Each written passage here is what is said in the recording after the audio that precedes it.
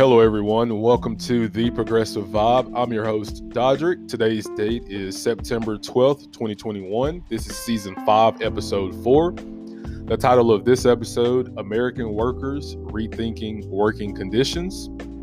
In today's show, we will be discussing a study that shows American workers throughout the U.S. rethinking, thus reconsidering working conditions here in the United States.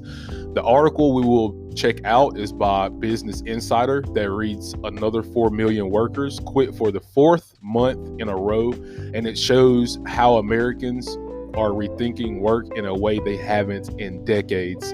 So that should be a very, very telling and interesting discussion we will have in the main show. Now, a quick show plug for our listeners before we get into today's show. Have something you want me to discuss on the podcast? Well, you can follow me on Twitter at Dottie_vibe. That's DODIVIBE. Again, that's DODI_VIBE. And you can use the hashtag TPVibe. That's TPVIBE on Twitter to, enact with the show. Tell me maybe how I'm doing, or if you have any kind of questions or or concerns. You can use that hashtag to interact with the show. Also, don't have a Twitter. You can send me a message from the contact form on the show's website, which is The Progressive Vibe 184-970-366.wordpress.com. Also, if you want to stay in touch with the show, you can enter your email address in the Stay in Touch box on the podcast website that I just gave you. And that's to get every new episode delivered straight to your inbox. Last but not least, if you want to help us make the show and sustain future episodes, become a monthly supporter on the show's website. We have now more than several listeners, which is just awesome, that are monthly supporters of the show, and I couldn't thank you guys enough for that. It's just so awesome that the Progressive Vibe, because it's a we thing, guys. It's us, and it's just so awesome that you guys are really donating to the show. That just blows my mind. But I couldn't thank you enough for that. So again, you can become a monthly supporter on the show's website. Again, the show's website is The Progressive Vibe 184-970-366.wordpress.com. Or if you want to make a contribution another way, we have a Cash App that you can donate to. The show's Cash App tag is Dottie D92. That's DAHDEE92. And before we close this intro segment out, I do want to say I want to thank the listeners for liking, for sharing, for donating to the show. However you choose to show love to the show, guys, it is greatly appreciated. There would be no show if it wasn't for the listeners. So I do want to obviously show my appreciation and gratitude to the listeners of the program. Sharing the show is the most effective way to get our message out, and it's all totally free. And I feel like I'm missing one thing, guys.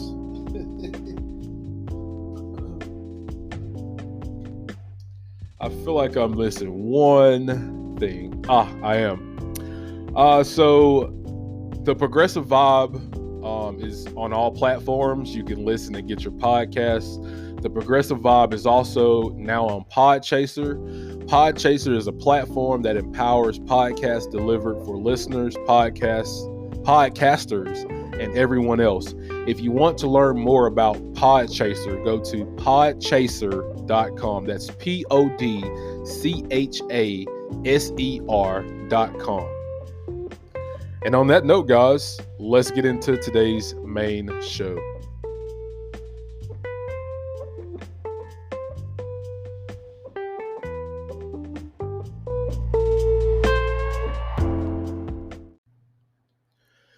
Hey guys, welcome to the main show. So let's get right into this. This is an article from the Business Insider that reads, another 4 million workers quit for the fourth month in a row, and it shows how Americans are rethinking work in a way they haven't in decades.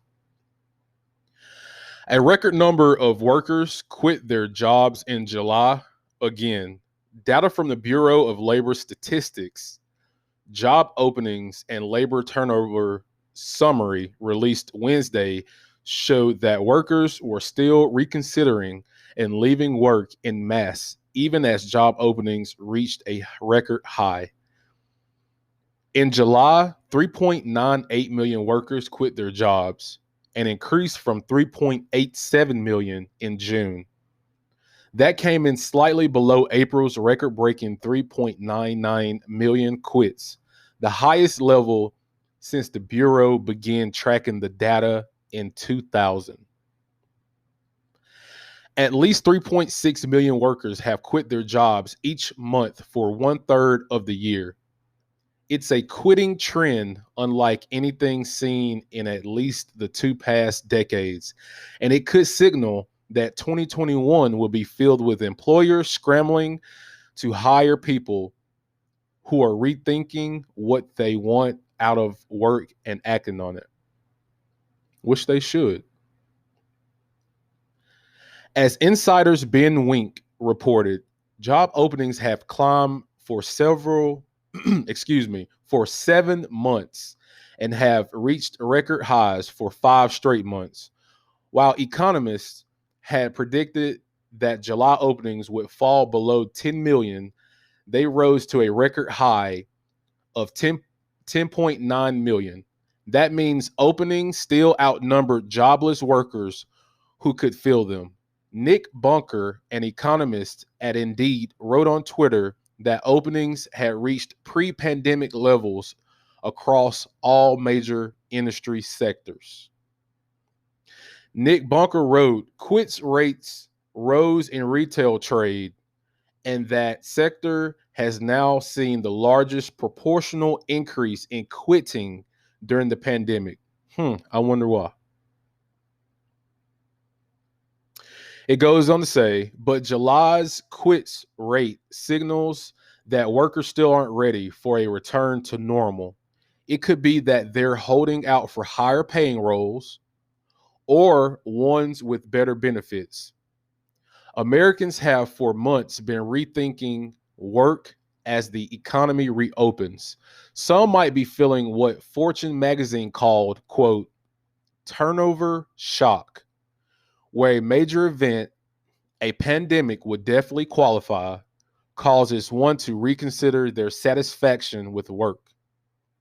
It goes on to read, the July jobs data indicated that wages had ticked up for everyone, with 9.6% wage growth in leisure and hospitality over the previous year.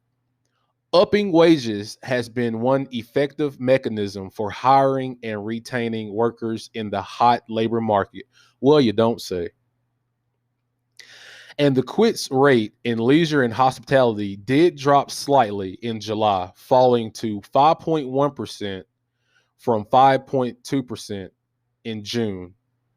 But that still means 780,000 leisure and hospitality workers quit their jobs in July, signaling a continued reluctance to remain in low-wage, in-person jobs.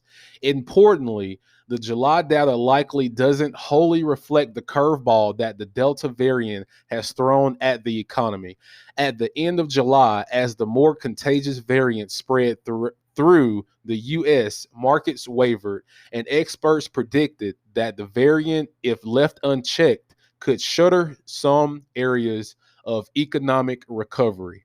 As Wink reported, the dismal job numbers from August indicated it had done just that. The Delta variant may have played a role in driving some of those quits as health concerned workers hastened to quit in person roles. All told, it was yet another month of unprecedented quits and openings. As the economy has slowly reopened, economists have pointed to September as the month when a clearer picture of shortages, which are right now likely driven by virus fears and a lack of childcare, will emerge. If quits remain this high, an even bigger realignment of work could be coming. And that was the end of that article, guys. I will post this alongside the episode so you guys can look at the total hires, the layoffs and quits, the chart from 2000 to 2021. Pretty astounding stuff. And yeah, guys, so you can read it amongst yourselves and check it out. But pretty fascinating stuff. We're going to have a quick word from our sponsors. So we are going to take a break. When we come back, we are going to discuss this article. Stay tuned. You don't want to miss it. We'll be right back.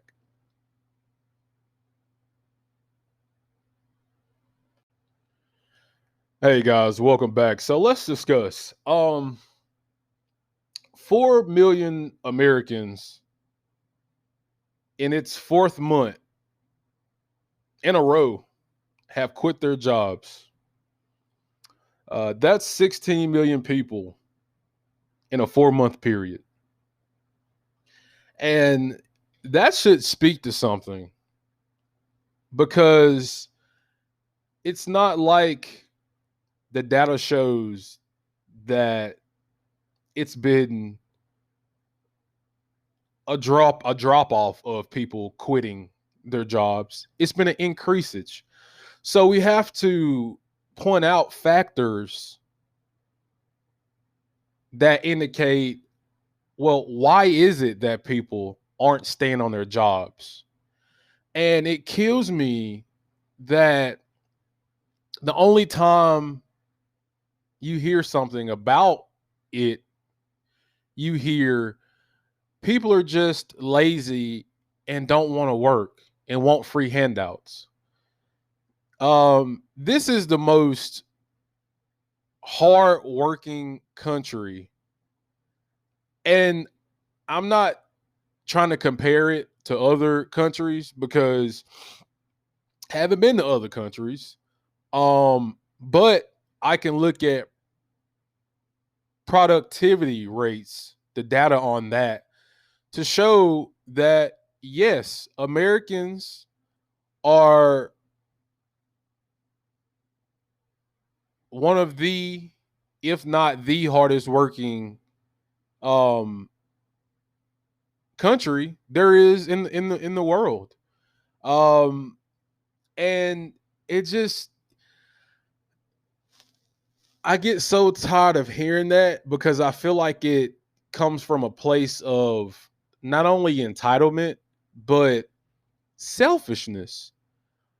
Because you always hear this and you never hear, well, well, why do you think that they're lazy? Why do you think that they don't want to work? Why do you think that they're looking for handouts? You know, and it's just so funny because the whole thing of the whole unemployment situation.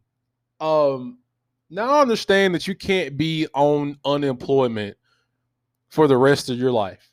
We are a working driven society, so that's just what it's going to be. We have to, in order for society to function, then we have to have people working in these places of business.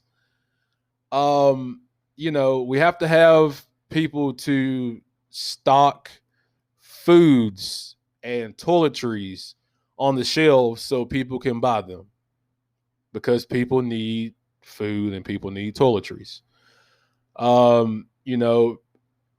People, have to be baggers and cashiers. Now they have in places, in businesses, they have where you can do a self checkout, but everybody got a grandmama or had a grandmama. Everybody has a grandpa or had a grandpa, or even your mom or father to a certain extent that does not like doing self checkout. They rather to just put their groceries on a conveyor belt, have the cashier scan them, and have the bagger bag them and put them in their carts. And if they need assistance out, they'll get assistance out. These type of things that people want in their society. So if people want that in their society, then we have to address the reason why people are leaving these businesses and don't want to work for these companies. And it could be several factors, but they're givens. They're given factors. Higher wages. Excuse me. That's a given. People want to be able to work for a livable wage so they can pay their bills, take care of their families, provide a roof over their family's head, provide food, etc. These are the basic needs that can be supplied by institutions that or businesses that businesses that need workers. This is a given.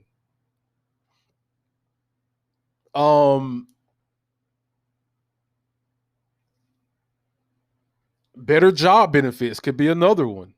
People want to have better benefits while they are spending a whole host of their time dedicated to that job. If you want a worker to be working, 30, 40 hours, possibly more a week, then you have to realize that if your employees are asking for better working benefits, higher wages, then again, this stuff is a given. Another thing could be job satisfaction. People on their jobs are not feeling satisfied where they work, thus causing them to look for another job that potentially will do that. That's not too much to ask for. You as a business owner are expecting your workers to come in and make your company revenue. Then you have to hear out the needs and the demands from your employees. It's just that simple. And also another reason could be the Delta variant, which is still in full effect in our country. And not only is it holding back economic recovery till its fullest potential, it is also keeping people from in-person work. It's a lot of people out there, to where, it's a lot of people out there that still does not believe in how serious the coronavirus is, um, which is just insanity. But it's a majority of people out there who actually do take it serious, and a lot of them aren't comfortable coming back into in-person work, especially if the job conditions are, let's just keep it real, they suck. um People want to find a place of work that is satisfying to them, that provides a safety net protection for them. And that's just how the country is, to me, in realignment, when it comes to the American worker, your average American worker. You can tell, as the article that we discussed, it's a realignment that's going on in this. And we need Biden and his administration to, I was going to say understand this, but they understand what's going on. They just haven't acted on it. And what needs to happen is we need to raise the minimum wage to $15 an hour. That's the floor. That's not the ceiling. Because based on history itself, based on data, if we would have kept up with inflations from 19 from the 1960s, people would be approximately making at least $23 to $24 an hour on their jobs. And that's retail, that's leisure and hospitality, that's um, that's fast food, that's numerous of things. But we haven't did that. It's still $7.25. That's the federal national minimum wage. $7.25. Can anybody tell me that they can just go inside of a grocery store and buy one thing? Real, I mean, like, let's be real. $7.25 an hour. One thing nowadays costs you $7.25.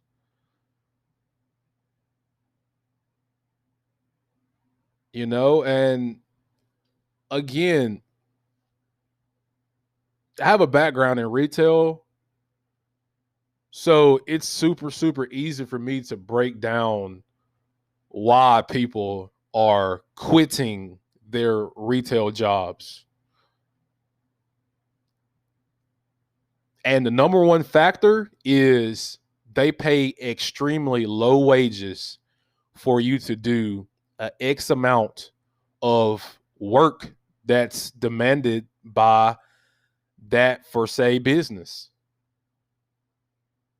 And it's just not right. It's not fair. It should be fixed. Congress should act on this. The president should act on this. The president knows he should act on this. But it's a bunch of members in his caucus that has a special interest that lies somewhere else. And it definitely doesn't have increasing a minimum wage federally. It definitely isn't that. Because most businesses don't want to do that. unless they're forced into doing that, which the president has authority to make so. But we still have a huge reconciliation bill that is coming up. And right now it's being debated by members of the caucus that that it's too high, that it should be at least 1.5 trillion, not 3.5 trillion. No more negotiating down on things. It's time to invest in the American people. And it's time for the government, not the American workers, which they should be. I understand why they're rethinking working conditions, but it's time for the government to start rethinking the way that they provide to the average American worker. It's just that simple. So before we close out the main show and go to our social media break, I do want to play this about 8-minute clip for you guys. This clip is by TYT News. Again, if you want more clips and if you like what you're about to hear, you like more clips and you like the way they break down things, you should give them a follow on YouTube and on Twitter. TYT, the Young Turks. And they talk about this business owner on Fox News complaining about how we have to pay a living wage. Check this out, guys. Here's the thing: people get mistaken because of what we stand for. We're okay for giving people assistance that need it. This was way too much money for way too long. The issue is the money that was given out was for help, not to stay home and do nothing. I couldn't even get people to walk in the door to even explain to them, listen, I'm willing to compromise and give you a living wage, give you a working wage, not just minimum wage, but I wasn't even given the opportunity to help people get jobs. It is strictly about capitalism. I took the risk. I put my life on the line. I put everything. I worked hard, but I was willing to even share my wealth, the minimum that we were making with the employees. But I couldn't get people even in the door. You have all these statistics saying, well, all these millions of people want jobs. Where are they at? Where were they? No, I love that because it's like, I wasn't given the opportunity to pay my workers a living wage. I couldn't even get that through that. It's interesting because there's already data showing that for the employers who were willing to up the wages of workers during the pandemic, they had a far easier time getting their workers to come back. Now, there are other factors at play that actually have a much larger influence on workers' decisions to stay home, and I'll get to that in just a second. But, Jake, I just love the admission there. Yeah. Like, I would have paid them a living wage. I just didn't get the opportunity. Yeah. So there's two things that I love about that. One is the lies, and two is the truth. So first, the lies. He's like, I want to give it to them, and they wouldn't take it. They wouldn't walk in the door. Yeah, I was in Colorado a couple of months back, and that's when things were coming back into business before the Delta variant. And the fast food chains had big signs in front, $15 an hour. I saw one that said $18 an hour. Okay. And guess what? They were functioning. They were open because people saw those signs and they walked in because $18 an hour sounded pretty damn good. Okay? Strange how that works, Jake. Huh. Weird. Yeah. Meanwhile, this poor guy, he doesn't know how to put a sign in front of his establishment. He didn't get an opportunity. He didn't get an opportunity to put up a sign. He worked so hard. He put everything on the line. My dad was a local businessman. He was a pretty good businessman. You know what he would do? He'd put an ad in the paper. We could have done that. Oh, I didn't get a chance. Okay, I'm pretty sure you did. But look at you. You have a chance to say it on Fox News here. Tell people what you're paying. I guarantee you they'll show up in droves if it's a good number, right? So that's the lies. The truth, though, is even more amazing. He's like, I was willing to compromise and pay them a living wage. Oh, were you? Well, are you not merciful? I didn't know you were that much of a humanitarian. So apparently before, you weren't willing to compromise and pay them a living wage. Some things you need to negotiate, Winning taste kids crave with the vitamin. Okay, and he views that to be a compromise. Mm-hmm. Come on. I'm even letting you live off my wages, and you're still complaining? Jesus. And then the second admission, I was even willing to share my wealth. Again, quite the humanitarian you are. Right. Well, you see, when people work with you and you all make the money together, yes, in a manner of speaking, you should share the wealth, and in a way that will motivate them to come to work and maybe even create an atmosphere where you like each other, right? And that you have a functioning business. It doesn't mean they're going to make more than you. It doesn't mean you're not going to make plenty. But yes, you're supposed to share enough for people to show up to work. That's the bare minimum. And he views it as like I'm such a good guy. I'll even pay you guys minimum wage and share my wealth a little bit. No, that's not what makes you a good guy. So let's talk about why workers aren't going back to work, right? Because I think that there's this, and this always happens, the smearing of American workers as lazy, as bums, as people who just want to sit on the couch, when in reality, you look at productivity in this country, before the pandemic, and Americans work the longest hours, incredibly hard workers, incredibly productive, but we're just all bums. Okay, great. But evidence so far suggests that programs are playing at most a limited role in keeping people out of the workforce. States that ended the benefits early, for example, meaning the unemployment benefits, have seen little, if any, pickup in hiring relative to the rest of the country. So one of the main things that gets cited is childcare. Because remember, the coronavirus pandemic, whether we want to believe it or not, is still raging. So what ends up happening to kids who are supposed to go back to school? Well, they go back to school, there's an outbreak of coronavirus, and a bunch of students have to quarantine, meaning that their parents need to be home to take care of their children. Right? Childcare is incredibly expensive. Most people can't afford it. So there's a cost-benefit analysis that happens in every household. It ends up being that the mother is better off staying at home with the kids instead of working all day to just pay all of her earnings toward childcare, right? So data released by the Labor Department showed that the states that cut benefits have experienced job growth similar to, and perhaps slightly slower than, growth in states that retained the benefits. That was true even in the leisure and hospitality sector, where businesses have been particularly vocal in their complaints about the benefits. So that's the thing. I mean, people in this country get no support at all.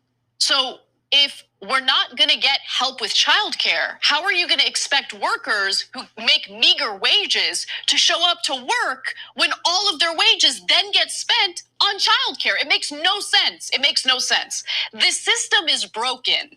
And to smear workers as like these lazy bums is so disgusting, when in reality, you've got greedy businesses that don't want to pay a living wage. You have the government that's unwilling to do anything about childcare and the lack of a social safety net. And this is the situation that we end up in, period. This is the way it works. Yeah, see, that's why I thought the Family Paid Leave Act, et cetera, would be easier to pass, because at some point corporations have to realize if we don't help women with, and not just women, of course, but families, predominantly women still today, with childcare, they're not going to come to work. And then, by the way, it's not just that, hey, I don't have enough employees. What that'll do is it lowers the supply of workers, which drives up the prices. And so they don't want that either. So it's a perfect opportunity to unload that on the government. And so that's why it was easily put into the COVID relief bills. But I believe it's in the $3.5 trillion reconciliation bill. It is. And so that should be a way to sweeten the pot for corporations who actually, of course, run our government. But still, that one has trouble passing. And you would think that should be a layup for them. But still, to this day, they think, well, I mean, I'm going to have to pay a part of that cost. And look at that. The guy on Fox News really there almost negotiating with the country, right? How little can we pay you for you to show up? That's what they're trying to find, your bottom. And yeah, right, and he's not the only one, though. Yeah, and no, the whole country is, yes, right? All of the politicians are. He just happens to be symbolic. He's actually a small business owner, so not a great symbol. The real symbol should be the giant corporations that hire fast food workers, et cetera. And they're the ones that methodically try to keep your wages to scientifically as low as they possibly can pay, and for you to still be able to survive.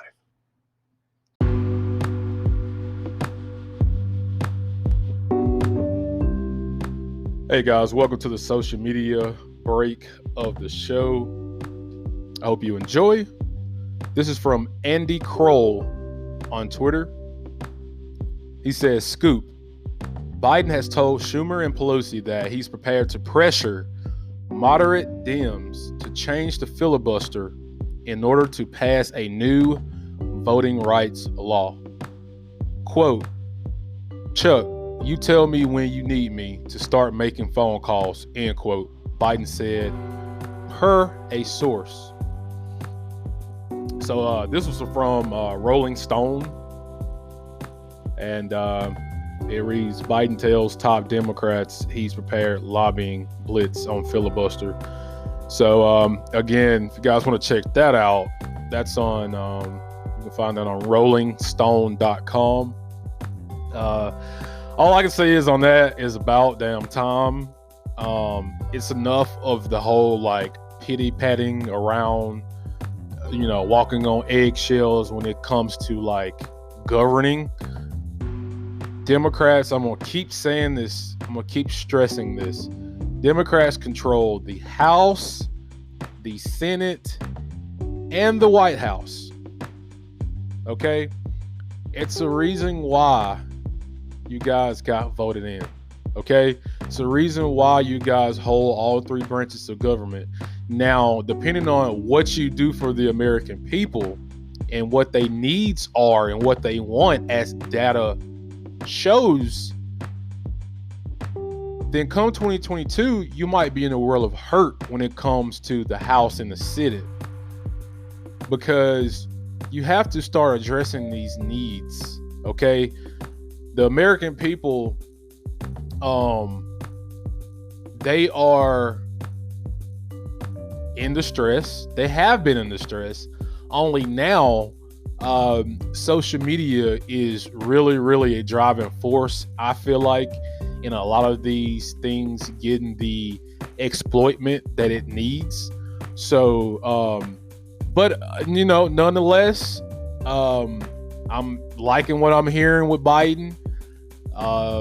He needs to keep his foot on the gas when it comes to these progressive measures that he's taking. Let's not forget that's what it is.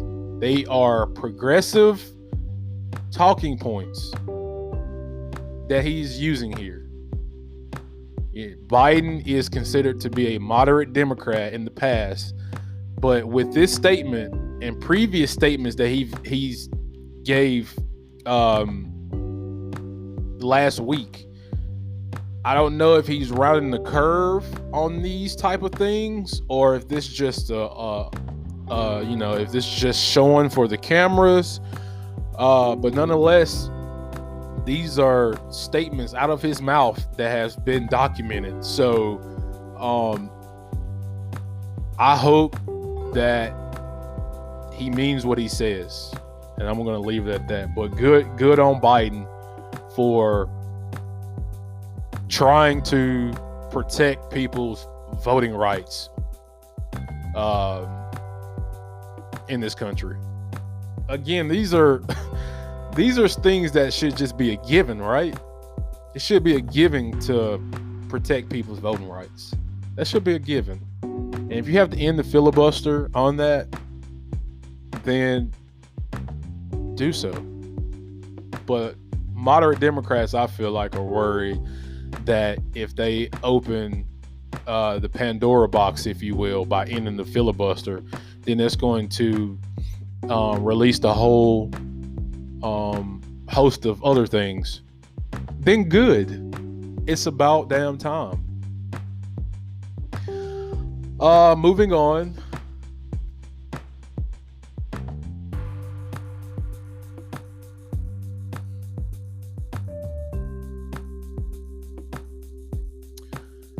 This is from Great Value Sweetie. Great Value Sweetie.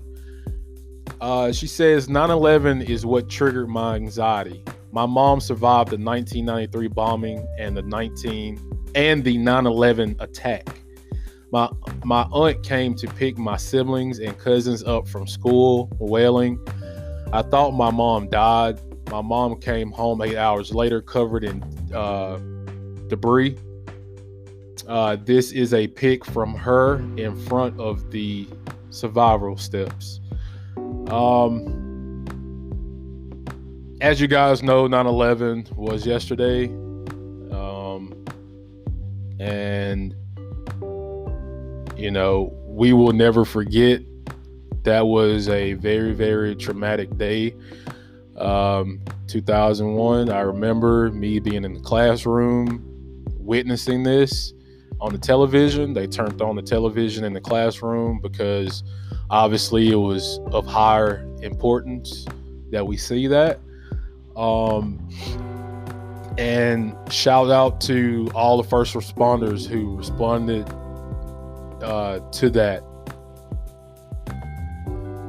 devastating scene known as 9/11, and the people who sacrificed their lives to help and save other lives. Again, you will never be forgotten. And I do want to take time to show love and remembrance to all what is 9/11. On that note, guys, that's going to wrap it up for the social media break. When we come back, we will be closing out the show. Stay tuned, guys, and we will be right back.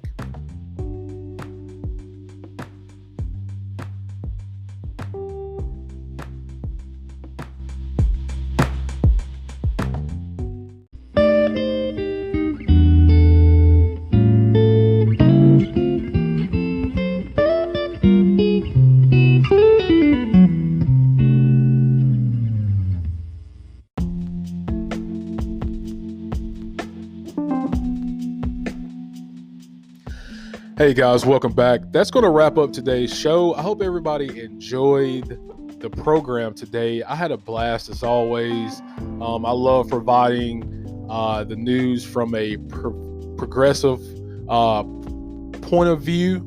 And so I hope that I continue to provide you guys that, because you guys provide me with the support and love that you do. And it is just so awesome. And I kind of want to reiterate what I said in the intro.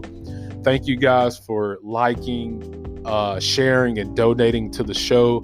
However you show love to the show, it is greatly appreciated and it is well received. We will have a brand new episode for you guys next week, so stay tuned for that. The Progressive Vibe, as I posted an update on the page, we were nearing 700 downloads. Now we're way past 700 downloads. We're at 744, if I'm not mistaken. So I will have a brand new update on that once we hit 800. And so hopefully after the 800 mark, we'll be hitting that 1,000 download mark very shortly after that. Couldn't do it without you guys. There would be no show without you guys. You guys make the show, and I am just so appreciative of that. Everybody continue to stay safe out there. Get vaccinated, guys. And until then, stay safe, stay positive. Love you guys. We'll see you guys next week. Peace out.